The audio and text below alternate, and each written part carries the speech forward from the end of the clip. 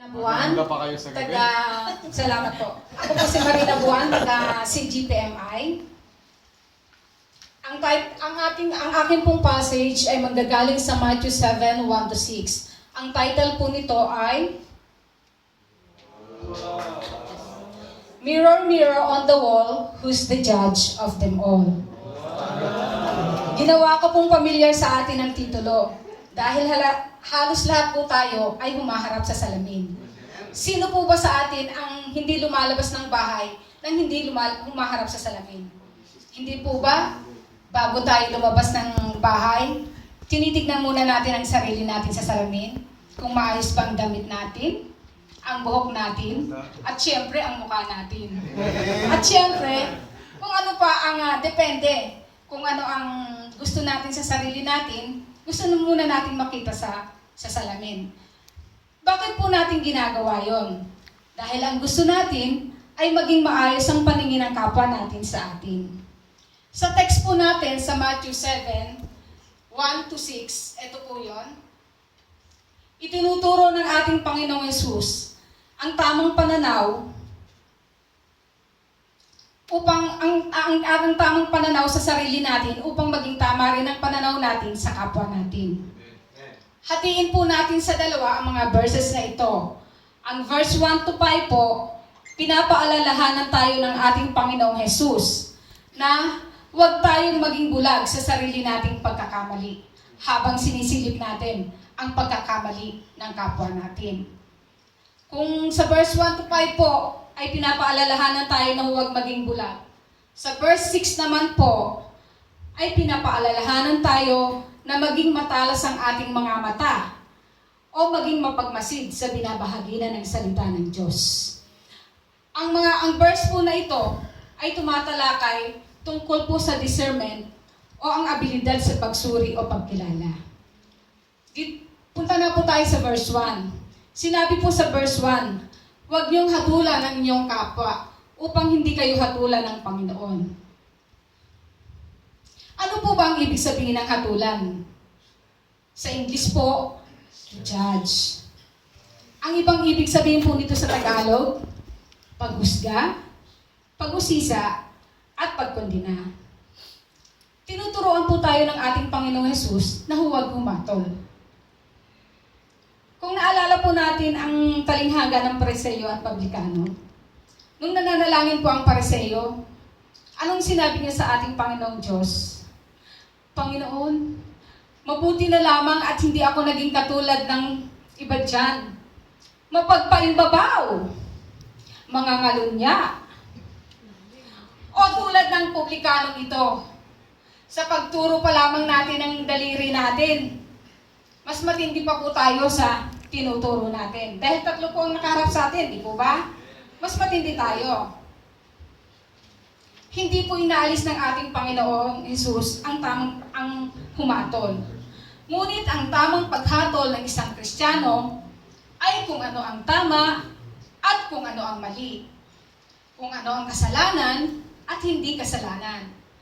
Kung ano ang biblikal at hindi biblikal.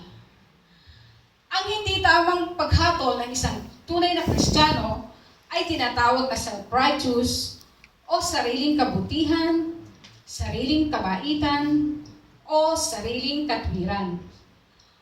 O ang hypocritical na klase ng paghusga na hindi naman tama ang basihan. Sinabi nga po sa Santiago 4:11, huwag kayong magsiraan mga kapatid. Ang namumula o humahatol sa kanyang kapatid ay namumula o humahatol sa kautusan. At kung hinahatulan mo ang kautusan, hindi ka na tagatupad, kundi isang hukom. Ang halimbawa po nito, nakita lang po natin ang magulang. Dahil galit tayo sa nanay, ang sabi natin, tignan mo ang anak niyan. Kung anong puno, ay siya ring bunga. At ano naman po ang sabi sa Kawikaan 18:13? Ang sumasabad sa usapan ng hindi naunawaan ay ang taong walang isip, walang bait, walang muwang. Narinig lang po natin sa isang usapan. O kaya napakinggan lang natin. Magkonklusyon na kaagad tayo. Alam ko conclusion na. Ay, ganun ba? Huwag muna tayo mag-conclusion.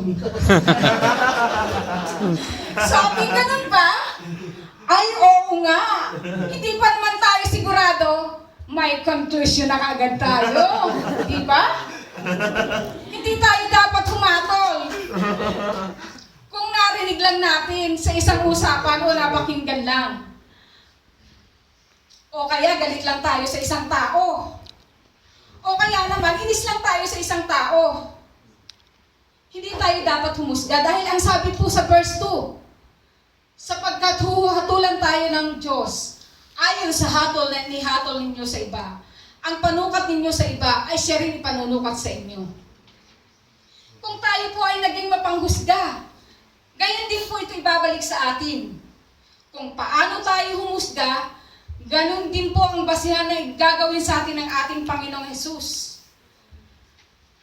Mga kapatid, tayo pong mga Kristiyano ay haharap sa ating Diyos.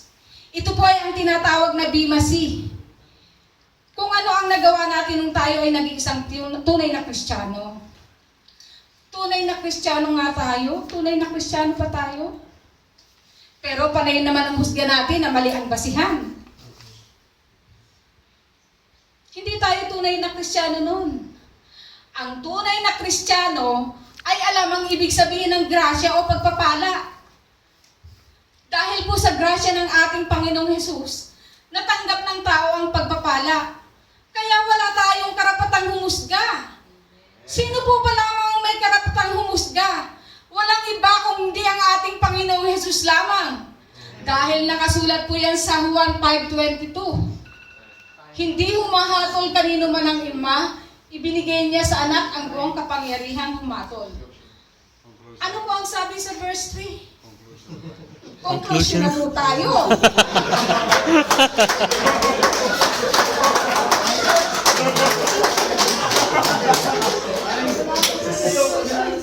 Sa muli po tayong haharap sa salamin, tignan po muna natin ang ating kakulangan.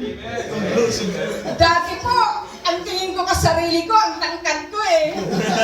Nung naging Kristiyano na po ako, nakita ko na kulang pala ang height ko. Kaya kailangan po, pag tingnan natin ang kakulangan natin, para hindi po tayo magkamali, o hindi tayo magkamali na mamuna, o hindi tayo magkamali na mamuna sa kakulangan ng iba. Sa isang banda, sa isang banda po, gawin natin tama ang pagmasid o pagkilala sa kapwa natin upang ang salitang ibabahagi natin ay hindi mabaliwala. Amen. Amen. Challenge na po. Aagawan pa ba natin ang ating Panginoong Hesus ng papel bilang judge? Amen. Conclusion na kagad. Let us not cross the line. Just be discerning. Maraming salamat po at magandang gabi sa inyong lahat.